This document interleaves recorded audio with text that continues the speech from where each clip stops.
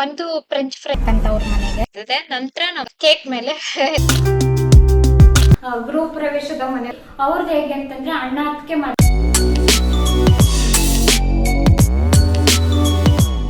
Hello ಸ್ನೇಹಿತರೆ, welcome back to my channel. ಇವತ್ತು ಮಂಗಳವಾರ, ನಮ್ಮ 10ನೇ ವರ್ಷದ ಆನಿವರ್ಸರಿ ಸ್ನೇಹಿತರೆ. ಇವತ್ತು ಬೆಳಿಗ್ಗೆಯಿಂದ ಸ್ವಲ್ಪ ದಿನ ಎಲ್ಲ ಆಚೆ ಈಚೆ ಆಯ್ತು. ಇನ್ನೇನು ಬೇಗನೆ ರೆಡಿಯಾಗಿ ದೇವಸ್ಥಾನಕ್ಕೆ ಹೊರಡ್ಬೇಕು. ಅಷ್ಟರಲ್ಲಿ ನಮ್ಮನೆ ಕರೆಂಟೇ ಹೋಯ್ತು. ಅಂದ್ರೆ ಕರೆಂಟ್ ಅಂದ್ರೆ ಅದು ಇನ್ವರ್ಟರ್ದೇನೋ ಪ್ರಾಬ್ಲಮ್ ಆಗಿತ್ತು. ಅದೆಲ್ಲ ಸರಿ ಮಾಡಿ ಬರುವಷ್ಟರಲ್ಲಿ ಲೇಟೇ ಆಗೋಯ್ತು, 1:00. ಇವಾಗ ಹೋಗ್ತಾ ಇರೋದು ಎಲ್ಲಿಗೆ ಅಂತಂದ್ರೆ ಅಕ್ಕನ್ ತವ್ರ ಮನೆಗೆ, ನನ್ ಕೋ ಸಿಸ್ಟರ್ ತವ್ರ ಮನೆಗೆ. ಅಲ್ಲಿ ಇವತ್ತು ಊಟ ಇದೆ ಅಂತೆ, ಊಟಕ್ಕೆ ಬನ್ನಿ ಅಂತ ಕರಿತಾ ಇದ್ರು. ಹಂಗಾಗಿ ಸ್ನೇಹಿತರೆ, ಪಾಪು ಫೋನ್ ಮಾಡಿದ್ದ, ಅವನಿಗೇನೋ ಈ ಏನ್ ಬೇಕಂತೀರಿ, ಫ್ರೆಂಚ್ ಫ್ರೈಸ್ ಬೇಕಂತೆ. ಬಾಬಾಸ್ ಕೆಫೆ ಹತ್ರ ಬಂದಿದೀವಿ. ಇಲ್ಲಿ ಆರ್ಡರ್ ಕೊಟ್ವಿ, 20 ಮಿನಿಟ್ಸ್ ಅಂತ ಹೇಳಿದ್ರು.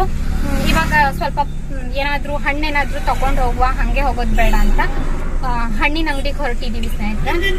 ಬನ್ನಿ ಹೊರಡುವ. ವಿಪರೀತ ಶೆಕೆ, ಈ ಶೆಕೆನಲ್ಲಂತೂ ಎಲ್ಲೂ ಹೋಗೋದಕ್ ಆಗೋದಿಲ್ಲ. ಏನ್ ಬಿಸಿಲು ಅಂತೀರಿ, ಸಿಕ್ಕಾಪಟ್ಟೆ ಬಿಸಿಲು. ಹೋಗುವ ಯಪ್ಪ, ಈ ಸೆಕೆನಲ್ಲಿ ಇರೋದಕ್ಕಾಗೋದಿಲ್ಲ. ನಮ್ ಕಡೆನೆ ಹಿಂಗೇನೋ, ಎಲ್ಲ ಊರಲ್ಲೂ ಹಿಂಗ ಅಂತ ನಂಗಂತೂ ಗೊತ್ತಿಲ್ಲ. ಬಾಬಾಸ್ ಕೆಫೆನಲ್ಲಿ ಆರ್ಡರ್ ಕೊಟ್ಬಿಟ್ಟು ಇಲ್ಲಿಂದ ನಾವು ಹೊರಟ್ವಿ, ಹಣ್ಣಿನ ಅಂಗಡಿಗೆ ಹೊರಟ್ವಿ. ಏನ್ ಬಿಸ್ಲು ಅಂತೀರಿ, ನಮ್ಮೂರಲ್ಲೇ ಇಷ್ಟು ಬಿಸ್ಲ ಅಥವಾ ಎಲ್ಲಾ ಕಡೆನ ಅಂತ ಗೊತ್ತಿಲ್ಲ. ಹೊರಗಡೆ ಅಂತೂ ಬರೋದಕ್ ಆಗೋದೇ ಇಲ್ಲ ಸ್ನೇಹಿತರೆ, ಅಷ್ಟೊಂದು ಬಿಸ್ಲು. ಹಿಂದ್ಗಡೆ ಸೀಟಿಗೆ ಶಿಫ್ಟ್ ಆಗಿದ್ದೀನಿ. ಹಣ್ಣು ತಗೊಳೋದಕ್ ಹೋಗಿದ್ದೆ. ಅಲ್ಲಿ ಹಿಂದ್ಗಡೆ ಸೀಟ್ ಏನಕ್ಕೆ ಅಂತಂದ್ರೆ ಒಂಥರ ಆರಾಮ್ ಹಿಂದ್ಗಡೆ ಸೀಟಲ್ಲಿ ಕುತ್ಕೊಂಡು ಅಲ್ವಾ ರೀ. ಇವಾಗ ಬಾಬಾಸ್ ಕೆಫೆಗೆ ಹೋಗಿ ಆರ್ಡರ್ ಕೊಟ್ಟು ಬಂದಿದ್ವಿ ಅಲ್ವಾ, ಅಲ್ಲಿಂದ ತಗೊಂಡು ನಮ್ಮನೆಯವ್ರಿಗೆ ಪೆಟ್ರೋಲ್ ಬೇಕಂತೆ, ಗಾಡಿಗೆ ಪೆಟ್ರೋಲ್ ಹಾಕ್ಸ್ಕೊಂಡು ಇವಾಗ ಹೊರಡೋದಿನಿ. ನಾನು ಕಾರಲ್ಲೇ ಕುಂತಿರ್ತೀನಿ, ಹೋಗಿ ತಗೊಂಡ್ ಬರ್ರಿ ಅಂತ ಹೇಳ್ದೆ ನಮ್ಮ ಮನೆಯವ್ರ ಹತ್ರ. ಹಂಗೆ ಹೋಗಿ ತಗೊಂಡ್ ಬಂದ್ರು. ಜಾಸ್ತಿ ಹೊತ್ತೇನ್ ವೇಟ್ ಮಾಡಿಲ್ಲ ಆಯ್ತಾ. ಅಂದ್ರೆ ರೆಡಿ ಅಂದ್ರೆ ಪ್ಯಾಕ್ ಮಾಡ್ತಾ ಇದ್ರು ಇವ್ರು ಹೋಗುವಾಗ.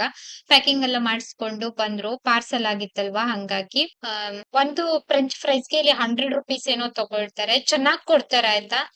ಕ್ವಾಂಟಿಟಿ ಆಗಿರ್ಬಹುದು, ಎಲ್ಲ ಚೆನ್ನಾಗ್ ಕೊಡ್ತಾರೆ. ಟೇಸ್ಟಿ ಆಗು ಕೂಡ ಇರ್ತದೆ.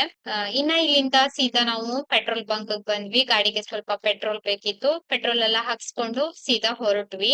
ಗಾಡಿಗೆ ಪೆಟ್ರೋಲ್ ಎಲ್ಲ ಹಾಕ್ಸ್ಕೊಂಡಿದ್ದಾಯ್ತು. ಇವಾಗ ಸೀದಾ ಅಕ್ಕಂತವ್ರ ಮನೆಗೆ.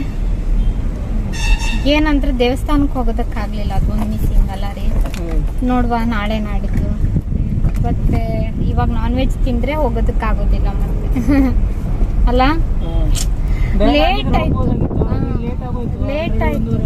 1:30 ಆಗೇ ಹೋಯ್ತು. ಅಂದ್ರೆ ಮನೆ ಬಿಡ್ಬೇಕಾದ್ರೆ 1 ಗಂಟೆ ಆಯ್ತು. ರೀಸನ್ ಆಗ್ಲೇ ಹೇಳ್ದೆ ಸ್ನೇಹಿತರೆ, ಏನು ಮಾಡೋದಕ್ಕಾಗೋದಿಲ್ಲ. ಹೊನ್ನಾವರ ಬ್ರಿಡ್ಜ್ ಇದು, ಶರಾವತಿ ಬ್ರಿಡ್ಜ್. ನಾವು ಇವಾಗ ಸುಮಾರು ಗುಣವಂತೆ ಸಮೀಪ ಇದ್ವಿ ಆಯ್ತಾ. ಲಾಸ್ಟ್ ಟೈಮ್ ನಾನೊಂದ್ ಮದ್ವೆಗ್ ಬಂದಿದ್ದಲ್ವಾ, ಮಧುರನ್ ಮದ್ವೆಗೆ ಇದೇ ಹಾಲ್ ಅಲ್ಲಿ ಆಗಿತ್ತು. ಅವತ್ತು ನಿಮ್ಗೆ ಹಾಲ್ ಅಂದ್ರೆ ಫುಲ್ ಹೊರಗಡೆಯಿಂದ ಹೆಂಗ್ ಕಾಣಿಸ್ತದೆ ಅಂತ ತೋರ್ಸಿರ್ಲಿಲ್ಲ. ತುಂಬಾ ದೊಡ್ಡ ಹಾಲ್ ಆಯ್ತಾ. ಇನ್ನ ಗುಣವಂತೆ ದೇವಸ್ಥಾನ ಇವಾಗ ಮರು ಪ್ರತಿಷ್ಠಾಪನೆ ಮಾಡಿದ್ದಾರೆ. ತುಂಬಾ ದಿನದ ಕಾರ್ಯಕ್ರಮ ಇತ್ತು. ನನ್ಗೆ ಒಂದಿನ ಕೂಡ ಹೋಗೋದಕ್ಕಾಗ್ಲಿಲ್ಲ. ಒಂದಿನ ಹೋಗ್ಬೇಕು ಸ್ನೇಹಿತರೆ, ದೇವ್ರ ದರ್ಶನ ಮಾಡ್ಕೊಂಡ್ ಬರ್ಬೇಕು. ನೋಡೋಣ, ಸದ್ಯದಲ್ಲೇ ಒಂದು 2-3 ಡೇಸ್ ಅಲ್ಲಿ ಒಂದಿನ ಹೋಗ್ಬೇಕಂತ ಅನ್ಕೊಂಡಿದೀನಿ. ಇನ್ನ ನನ್ನ ಅಕ್ಕನ್ ಮನೆ ಕೂಡ ಅಮ್ಮನ್ ಮನೆ ರೂಟೇನೆ ಆಯ್ತಾ. ಮೊದ್ಲಿಗೆ ನನ್ನ ಅಕ್ಕನ್ ಮನೆ ಸಿಗ್ತದೆ, ನಂತರ ನಮ್ಮ ಅಮ್ಮನ್ ಮನೆ ಸಿಗ್ತದೆ. ಅಕ್ಕ ಅಂತಂದ್ರೆ ಮತ್ತೆ ನೀವು ಕನ್ಫ್ಯೂಸ್ ಆಗ್ಬೇಡಿ, ಸಾನುದು ಅಜ್ಜಿ ಮನೆ ಅಂದ್ರೆ ಸಾನು ಮಮ್ಮಿದು ಅಮ್ಮನ್ ಮನೆ, ತವ್ರ ಮನೆ ಆಯ್ತಾ. ಇನ್ನ ಒಂದ್ ರೂಟ್ ಅಲ್ಲೂ ಕೂಡ ಇವ್ರ ಮನೆಗ್ ಬರ್ಬಹುದು.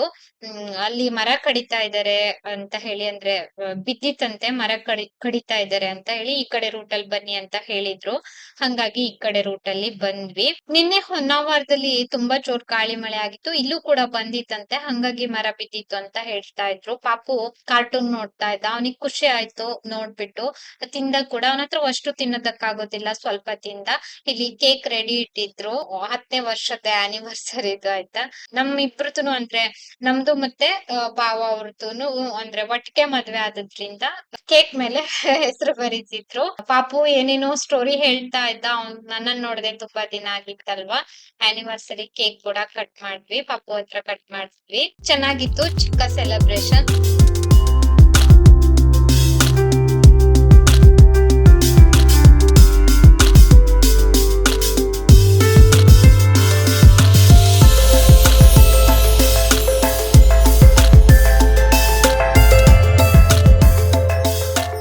ಪಾಪುಗೆ ಕೇಕ್ ತಿನ್ಸಿ ತಿನ್ಸಿ ಹಂಗೆ ನಾವೆಲ್ಲರೂ ಕೂಡ ಕೇಕ್ ತಿಂದ್ವಿ. ಇನ್ನ ಏನಂತಂದ್ರೆ ಅಂದ್ರೆ ಜಾಸ್ತಿ ವಿಡಿಯೋ ತಗೊಳ್ಳಿಲ್ಲ.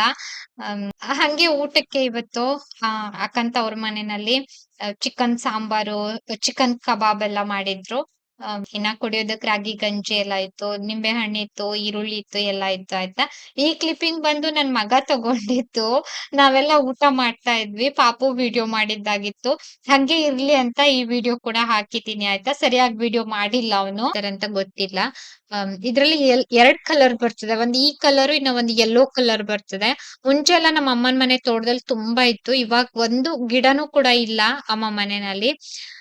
ಇಲ್ಲಿನೂ ಕೂಡ ಸೇಮ್ ಅಮ್ಮನ ಮನೆ ವಾತಾವರಣನೇ ಆಯ್ತಾ. ಆದ್ರೆ ಇದ್ ಏನಂತಂದ್ರೆ ಅಕ್ಕನ್ ತವ್ರ ಮನೆ ಸಿಟಿಯಿಂದ ತುಂಬಾ ಅಂದ್ರೆ ಹಳ್ಳಿ ಅಲ್ಲ, ಸ್ವಲ್ಪ ಹತ್ರ ಆಗ್ತದೆ ನಮ್ಗೆ. ಸ್ವಲ್ಪ ಇಲ್ಲಿ ಅಕ್ಕನ್ ತವ್ರ ಮನೆಯಿಂದ ನಾವು 8 ಕಿಲೋಮೀಟರ್ ಹೋಗ್ಬೇಕು, ಸ್ಟ್ರೇಟ್ ರೋಡ್ ಅಲ್ಲಿ ಹೋಗ್ಬೇಕು. ಊಟ ಮುಗಿಸಿ ಇಲ್ಲಿ ಸುಮಾರು ಹೊತ್ತು ಕುಂತಿದ್ವಿ ಅಲ್ವಾ. ನನ್ಗೆ ಇಲ್ಲಿ ಒಂದ್ ಚೂರುನು ಶೆಕೆ ಅಂತ ಅನ್ಸೇ ಇರ್ಲಿಲ್ಲ. ನಾನು ನಮ್ಮ ಮನೆಯವ್ರಿಗೆ ಹಂಗೆ ಹೇಳ್ತಾ ಇದ್ದೆ, ನಮ್ಮ ಮನೆಯಲ್ಲಿ ಇಲ್ಲಿ ಹೊನಾವರದಲ್ಲಿ ವಿಪರೀತ ಶೆಕೆ, ಇರೋದಕ್ಕಾಗೋದಿಲ್ಲ.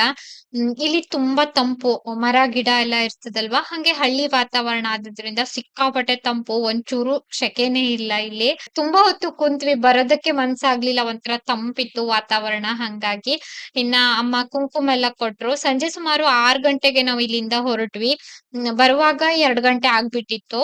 ಊಟ ಎಲ್ಲ ಮಾಡ್ಕೊಂಡು, ಟೀ ಎಲ್ಲ ಕುಡ್ಕೊಂಡು, ಹಂಗೆ ಮಾತಾಡ್ಕೊಂಡು ಇಲ್ಲಿಂದ ಹೊರಟ್ವಿ. ಬರುವಾಗ ಅಕ್ಕ ಚಿಕನ್ ಸಾರೆಲ್ಲ ಕೊಟ್ಟಿದ್ರು. ಮತ್ತೆ ರಾತ್ರಿ ಹೋಗಿ ಏನ್ ಅಡ್ಗೆ ಮಾಡ್ತೀಯಾ, ಸ್ವಲ್ಪ ಇಲ್ಲಿಂದಾನೆ ತಗೊಂಡೋಗು ಅಂತ. ಹಂಗೇನೆ ಹೊರಟ್ವಿ. ಪಾಪು ಉಳ್ಕೋ ಚಿಕ್ಕಮ್ಮ, ಇವತ್ ಒಂದಿನ ಇರು ಚಿಕ್ಕಮ್ಮ ಅಂತ ಹೇಳ್ತಾ ಇದ್ದ. ಮತ್ ಯಾವಾಗ ಬರ್ತೆ, ಡೇಟ್ ಹೇಳಿ ಹೋಗು ಅಂತ ಹೇಳ್ತಾ ಇದ್ದ. ಡೇಟ್ ಹೇಳಿದ್ರೆ ನೀನ್ ಕಾಯ್ತೀಯ ಮಗ್ನೆ, ನಾನ್ ಬರ್ತೀನಿ ಒಂದಿನ ಅಂತ ಹೇಳಿ ಬಂದೆ. ಅವನಿಗೆ ಏನೋ ಒಂಥರ ಖುಷಿ, ನಾವೆಲ್ಲ ಹೋದ್ರೆ ಈ ತರ. ತುಂಬಾ ದಿನ ಆಗಿತ್ತಲ್ವಾ, ಅವನು ಕೂಡ ನಮ್ಮನ್ ಮಿಸ್ ಮಾಡ್ಕೊಳ್ತಾ ಇದ್ದ. ನಾವ್ ಹೇಗ್ ನೆನ್ಪ್ ಮಾಡ್ಕೊಳ್ತೀವೋ ಅವನು ಕೂಡ ಹಂಗೆ ನೆನ್ಪ್ ಮಾಡ್ಕೊಳ್ತಿರ್ತಾನೆ. ಮಾತಾಡಿಸ್ತಾನೆ ಇದ್ದ, ಹಂಗಾಗಿ ನನ್ನಲ್ಲಿ ತಿರ್ಗ್ ನಿಂತ್ಕೊಂಡ್ ಮಾತಾಡ್ತಾನೆ ಇದ್ದೆ. ಅವನಿಗೆ ಇಲ್ಲಿ ಆಟ ಆಡೋದಕ್ಕೆಲ್ಲ ತುಂಬಾ ಅಂದ್ರೆ ಸ್ಪೇಸ್ ಇರ್ತದಲ್ವಾ, ಏನೋ ಒಂಥರ ಅವನಿಗೂ ಖುಷಿ ಅಂತ ಅನ್ಸ್ತದೆ. ಹಂಗಾಗಿ ಅವನು ಇಲ್ಲಿ ಅಜ್ಜಿ ಮನೆಗ್ ಬರೋದಕ್ ತುಂಬಾ ಇಷ್ಟ ಪಡ್ತಾನೆ. ರಜಾ ಬಿದ್ರೆ ಸಾಕು ಮೊದ್ಲಿಗೆ ಅವನು ಅಜ್ಜಿ ಮನೆಗ್ ಹೋಗ್ತಾನೆ. ಮಳೆಗಾಲದಲ್ಲಿ ಈ ರೋಡಲ್ಲಿ ಹೋಗೋದಕ್ ಆಗೋದಿಲ್ಲ, ಹಳ್ಳ ತುಂಬುತ್ತದೆ. ಇನ್ನ ಒಂದ್ ರೂಟ್ ಇದೆ ಅಕ್ಕ ಮನೆಗ್ ಹೋಗುವಂತದ್ದು, ಇನ್ನ ಫ್ಯೂಚರ್ ವ್ಲಾಗ್ ಅಲ್ಲಿ ತೋರಿಸ್ತೀನಿ ಆಯ್ತಾ. ಹಂಗೆ ಇಲ್ಲೆಲ್ಲ ಗದ್ದೆ ಕುಯ್ಲಾಗಿತ್ತು, ಗದ್ದೆ ಎಲ್ಲ ಕುಯ್ದ್ ಬಿಟ್ಟಿಟ್ಟಿದ್ರು. ಇದ್ ಬಂದು ಅಕ್ಕಂದು ದೊಡ್ಡಮ್ಮನ್ ಮನೆ ಏರಿಯಾ. ಅವ್ರದ್ದು ದೊಡ್ಡಮ್ಮ ಮನೆ, ಅಕ್ಕ ಚಿಕ್ಕಮ್ಮ ಮನೆ ಎಲ್ಲ ಒಂದೇ ರೂಟೇನೆ. ನನ್ ಮನೆಗ್ ಮಾತ್ರ ಇದೇ ರೂಟ್ ಅಲ್ಲಿ ತುಂಬಾ ಮುಂದಕ್ಕೆ ಹೋಗ್ಬೇಕು. ಇವತ್ತಿನ ದಿನ ತುಂಬಾ ಚೆನ್ನಾಗಿ ಹೋಯ್ತು. ಅನ್ಎಕ್ಸ್ಪೆಕ್ಟೆಡ್ ಚಿಕ್ಕ ಸೆಲೆಬ್ರೇಷನ್ ಆಗಿತ್ತು, ಆದ್ರೂನು ಏನೋ ಒಂಥರ ಮನ್ಸಿಗೆ ಖುಷಿ ಅಂತ ಅನ್ಸ್ತಾ ಇತ್ತು ಸ್ನೇಹಿತರೆ. ಈ ವ್ಲಾಗ್ ನೀವು ಕೂಡ ಎಂಜಾಯ್ ಮಾಡಿದ್ದೀರಿ ಅಂತ ಅನ್ಕೊಂಡಿದೀನಿ. ಸಾಮಾನ್ಯವಾಗಿ ನಾನು ಒಬ್ಳೆ ಬರ್ತಿರ್ತೀನಿ ವ್ಲಾಗ್ ಅಲ್ಲಿ, ಇವತ್ತು ಎಲ್ಲರೂ ಕೂಡ ಇದ್ರು. ಇನ್ನ ಒಂದು ಪಾರ್ಸೆಲ್ ತಗೊಳ್ಬೇಕಿತ್ತು, ಆನ್ಲೈನ್ ಇಂದ ಬಂದಂತಹ ಪಾರ್ಸಲ್. ಹಂಗಾಗಿ ಆಫೀಸ್ಗೆ ಬಂದ್ವಿ. ಅವ್ರು ನೋಡಿದ್ರೆ ಇಲ್ಲ, ಹೋಗಿದ್ದಾರೆ ಮನೆ ಹತ್ರನೇ, ಹೋಗ್ರಿ ಅಂತ ಹೇಳಿದ್ರು. ತುಂಬಾ ಹೊತ್ತು ವೇಟ್ ಮಾಡಿದ್ವಿ ಆಯ್ತಾ, ಕೊನೆಗ್ ಗೊತ್ತಾಯ್ತು. ಸಂಜೆ 7:10, ಸ್ವಲ್ಪ ಲೇಟ್ ಆಯ್ತು. ಪಾರ್ಸೆಲ್ ತರೋದಕ್ಕೆ ಅಂತ ಹೋಗಿದ್ವಿ. ಆನ್ಲೈನ್ ಇಂದ ಕೆಲವೊಂದಿಷ್ಟು ಪಾರ್ಸೆಲ್ ಬರ್ಲಿಕ್ಕಿತ್ತು, ನಮ್ಗೆ ವಿಡಿಯೋಗೋಸ್ಕರ ಬರ್ಲಿಕ್ಕಿತ್ತು. ಅದನ್ನ ತರೋದಕ್ಕೆ ಹೋದೆ, ಲೇಟೇ ಆಗೋಯ್ತು ಸ್ನೇಹಿತರೆ. ಇಲ್ಲ ಅಂತಂದ್ರೆ ಇನ್ನ 1/2 hour ಬೇಗ ಬರ್ತಿದ್ವಿ ಮನೆಗೆ. ಇವತ್ತಿಂದು ಒಂದು ಚಿಕ್ಕ ಸೆಲೆಬ್ರೇಷನ್ ವಿಡಿಯೋ ನೀವು ಈಗಾಗ್ಲೇ ನೋಡಿರ್ತೀರಿ ಅಂತ. ಅನ್ಎಕ್ಸ್ಪೆಕ್ಟೆಡ್ ಸೆಲೆಬ್ರೇಷನ್ ಅಂದ್ರೆ ನಾವೇನ್ ಅಂದ್ರೆ ನಿರೀಕ್ಷೆ ಮಾಡಿರ್ಲಿಲ್ಲ ಈ ತರ. ಇನ್ನ ಒಂದೇನಂತಂದ್ರೆ ನಿನ್ನೆ ದಿನ ಒಂದು ಗೃಹ ಪ್ರವೇಶ ಇತ್ತು, ಹೋಗ್ಬೇಕಿತ್ತು.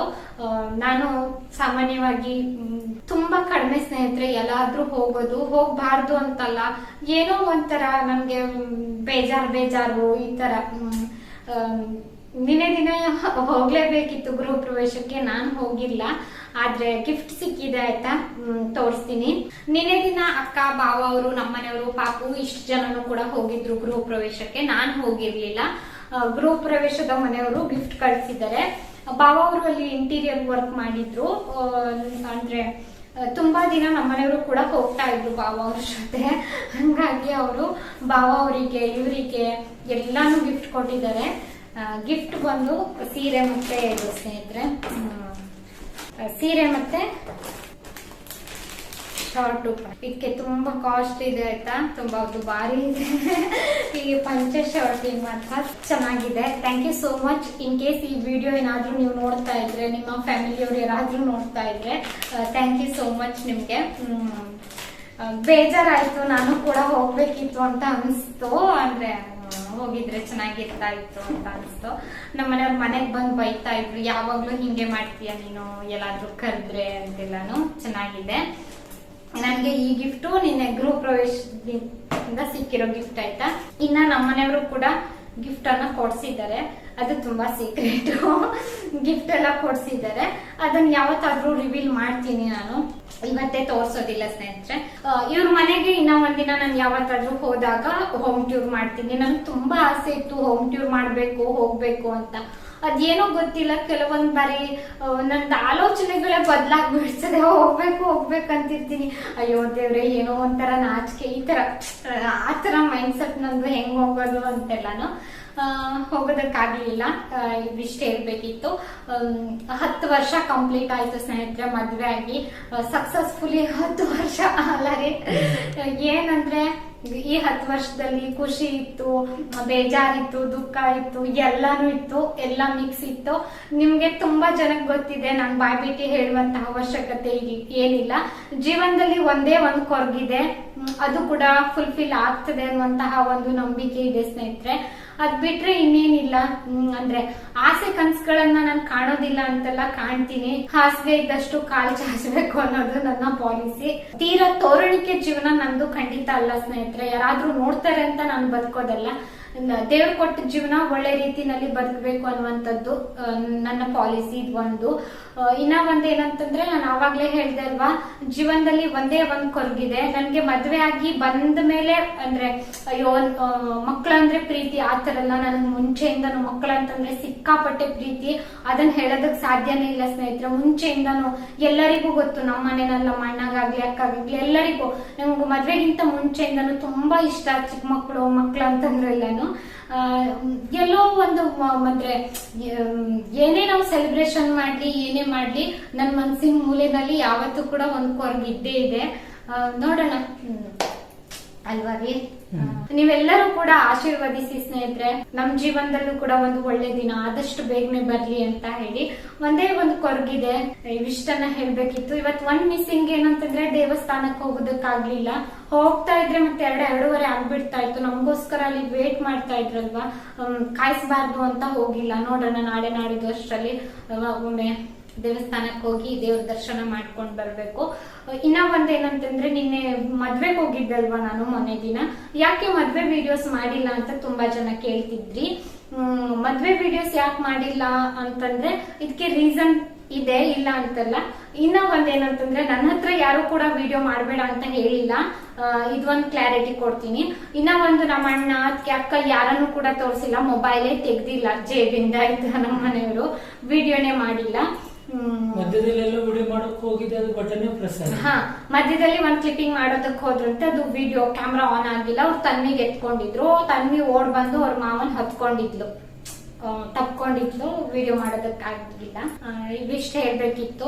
ಜೀವನನೇ ಹೀಗೆ ಸ್ನೇಹಿತರೆ. ಯಾವತ್ತೂ ಕೂಡ ನಾವು ತುಂಬಾ ಖುಷಿ ಕ್ಷಣನೇ ನಿರೀಕ್ಷೆ ಮಾಡೋದಕ್ಕಾಗೋದಿಲ್ಲ. ಜೀವನದಲ್ಲಿ ಎಲ್ಲಾ ದಿನಗಳು ಬರ್ತದೆ, ಕಹಿ ಸಿಹಿ ಎಲ್ಲಾನು ಬರ್ತದೆ. ಎಲ್ಲಾನು ಸಮನಾಗಿ ಸ್ವೀಕರಿಸ್ತಾ ಹೋಗ್ಬೇಕು. ಇದೇ ಜೀವನ, ಬದುಕೆ ಹೀಗೆ. ನಾವು ಪಾಸಿಟಿವ್ ಆಗಿ ತಗೊಂಡೋದ್ರೆ ಪಾಸಿಟಿವ್, ನೆಗೆಟಿವ್ ಆಗಿ ತಗೊಂಡೋದ್ರೆ ನೆಗೆಟಿವ್. ಈ ತರ ಒಳ್ಳೇದನ್ನ ಆಲೋಚನೆ ಮಾಡ್ಬೇಕು, ಒಳ್ಳೇದನ್ನ ಕೇಳ್ಬೇಕು. ಇವಿಷ್ಟು. ಇವತ್ತು ನಮ್ದಷ್ಟೇ ಅಲ್ಲ ಆನಿವರ್ಸರಿ. ಈಗಾಗ್ಲೇ ನೀವು ನೋಡಿರ್ತೀರಿ, ನನ್ನ ಬ್ಲಾಗ್ ಅಲ್ಲೂ ಕೂಡ ಹೇಳಿರ್ತೀನಿ ಈಗಾಗ್ಲೇ ವಿಡಿಯೋಸ್ ಅಲ್ಲಿ. ನಮ್ಮ ಮನೆಯವರು ಬಾವ ಅವರು ಟ್ವಿನ್ಸ್ ಆದ್ರಿಂದ ಒಂದೇ ದಿನ ಮದ್ವೆ ಆಗಿತ್ತು ಒಂದು. ಇನ್ನ ಒಂದೇನಂತಂದ್ರೆ, ನನ್ನ ಅಣ್ಣದು ಕೂಡ ಇವತ್ತು, ಅಣ್ಣ ಅತ್ತಿಗೆದು ಕೂಡ ಆನಿವರ್ಸರಿ. ಅವ್ರದ್ದು ಹೇಗೆ ಅಂತಂದ್ರೆ, ಅಣ್ಣ ಅತ್ತಿಗೆ ಮದ್ವೆ ಆಗಿ 2 ವರ್ಷಕ್ಕೆ ನನ್ ಮದ್ವೆ ಮಾಡಿದ್ದು, ಅಣ್ಣನೇ ಮದ್ವೆ ಮಾಡಿದ್ದು. ಏನಕ್ಕೆ ಅಂತಂದ್ರೆ, ನನ್ಗೆ ತಂದೆ ಇಲ್ಲ ಅಲ್ವಾ, ಹಂಗಾಗಿ ಫುಲ್ ಜವಾಬ್ದಾರಿ ಎಲ್ಲ ನನ್ನ ಅಣ್ಣನ ಮೇಲೆ ಇತ್ತು. ನನ್ನ ಅಣ್ಣನೇ ನಮ್ಗೆ ಮದ್ವೆ ಮಾಡಿದ್ದು. ಇದು ನಮ್ಮ ಅಣ್ಣ ಅಂದ್ರೆ ನನ್ಗೇನೋ ಒಂದು ಇವತ್ತಿಗೂ ಕೂಡ ತುಂಬಾ ಹೆಮ್ಮೆ ಇದೆ ಸ್ನೇಹಿತರೆ. ನನ್ನ ಅಣ್ಣನ ಮೇಲೆ ತುಂಬಾ ದೊಡ್ಡ ಜವಾಬ್ದಾರಿ ಇತ್ತು. ತುಂಬಾ ಚಿಕ್ಕ ವಯಸ್ಸಿಗೆನೆ ನನ್ನ ಅಣ್ಣನ ಮೇಲೆ ಆ ಜವಾಬ್ದಾರಿ ನಾನು ತುಂಬಾ ಚೆನ್ನಾಗಿ ನಿಭಾಯಿಸಿದ್ದ. ಇವತ್ತಿಗೂ ಕೂಡ ತುಂಬಾ ಚೆನ್ನಾಗಿ ನಿಭಾಯಿಸ್ತಾ ಇದ್ದಾನೆ, ಇಲ್ಲ ಅಂತಲ್ಲ. ತುಂಬಾ ಚಿಕ್ಕ ವಯಸ್ಸಿಗೆ ಅವನ ತಲೆ ಮೇಲೆ ತುಂಬಾ ಜವಾಬ್ದಾರಿ ಬಂದಿತ್ತು. ಹೇಳ್ಕೊಳ್ಳೋದಕ್ ಹೋದ್ರೆ ತುಂಬಾ ವಿಚಾರ ಹೇಳ್ಬೇಕು. ನನ್ನ ಅಣ್ಣ ಎಲ್ಲ ಕಡೆ ಒಬ್ನೇ ಓಡಾಟ ಮಾಡ್ಬೇಕು. ತುಂಬಾ ಚಿಕ್ಕ ವಯಸ್ಸಿಗೆ ಅವನಿಗೆ ಜವಾಬ್ದಾರಿ ಸಿಕ್ತು, ಅನಿವಾರ್ಯ ಆಯ್ತು ಅಣ್ಣ ತಗೊಳ್ಳೋದು. ಅಂದ್ರೆ ತಂದೆ ನಮ್ಮನ್ನೆಲ್ಲ ಬಿಟ್ಟು ಹೋಗೋದ್ರಿಂದ ಈ ತರ ತುಂಬಾ ಖುಷಿ ಇದೆ. ಅಣ್ಣನ ಮುಂದೆ ನಾನು ಹೇಳ್ಕೊಂಡ್ಲಿಲ್ಲ ಅಂತಂದ್ರು ಅವನ ಹಿಂದೆ ನಾನು ಯಾವಾಗ್ಲೂ ನಮ್ಮ ಮನೆಯವ್ರ ಜೊತೆ ಹೇಳ್ತಿರ್ತೀನಿ ಈ ತರ. ಅಣ್ಣ ಅದಕ್ಕಿದ್ದು ಕೂಡ ಆನಿವರ್ಸರಿ ಇವತ್ತು. ಇನ್ನ ನೀವು ಕೇಳ್ಬಹುದು ನೀವ್ ಯಾಕೆ ಅಮ್ಮನ ಮನೆಗೆ ಹೋಗಿಲ್ಲ ಅಂತ. ಹೋಗ್ಬೇಕು ಸ್ನೇಹಿತರೆ, 1 ವಾರ ಇದ್ ಬರ್ಬೇಕು ಅಂತ ಇದ್ದೀನಿ. ಈ ಬಾರಿ ಸ್ವಲ್ಪ ದಿನ ಉಳ್ಕೊಂಡ್ ಬರ್ಬೇಕು, ನನಗೂ ಕೂಡ ಮೈಂಡ್ ಎಲ್ಲ ಸ್ವಲ್ಪ ಫ್ರೆಶ್ ಆಗ್ತದೆ ಅಂತ ಮಾತಾಡ್ತಾನೆ ಇದ್ದೀನಿ. ನೋಡ್ಬೇಕು ಯಾವಾಗಂತ.